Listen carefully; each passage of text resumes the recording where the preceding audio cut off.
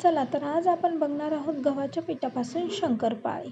त्यासाठी 2.5 वाटी गव्हाचं पीठ, पाऊण वाटी पिठी साखर, अर्धी वाटी साजूक तूप, पाव चमचा मीठ, 1 चमचा रवा. त्याच वाटीने 1 वाटी पाणी आणि साखर विरघळून घ्यायची आहे. जास्त उकळी आणू द्यायची नाही, फक्त गरम करायची. चला तर आता पीठ मळून घेऊया. पीठ, रवा, पाव चमचा मीठ आणि कडकडीत साजूक तूप घालून चमच्याने मिक्स करायचं आहे आणि थोडंसं गार झालं की हाताने मळून घ्यायचं. पूर्ण असं बाइंडिंग येईपर्यंत मळायचं. त्यामध्ये साखर आणि पाणी जे केलं होतं त्याने घट्टसर असा गोळा मळून घ्यायचा. मला पीठ मळण्यासाठी 1 वाटी पाणी पुरेसे झाले आहे. जर जास्त घट्ट वाटलं तर 1-2 चमचे घेऊ शकता. अशा प्रकारे पीठ मळून झालेलं आहे. 20 मिनिटासाठी रेस्ट करायला ठेवूया.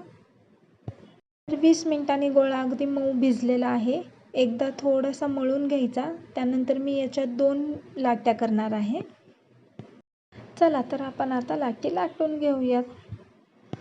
लाटताना जास्त पातळ पण लाटायचं नाही आहे, थोडीशी जाडसरच ठेवायची. त्याने आपली शंकरपाळी मस्त अशी टम फुगणार आहे. चाकूने किंवा रोलरने आपल्याला स्क्वेअर शेपमध्ये कट करून घ्यायचं आहे. कट करून झाले की लगेच कढईमध्ये तेल ओतून तळून घेऊयात.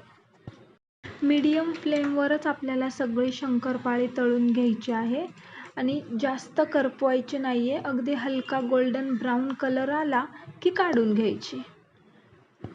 तर तयार आहे आपली बिस्किटसारखी खुसखुशीत शंकरपाळी.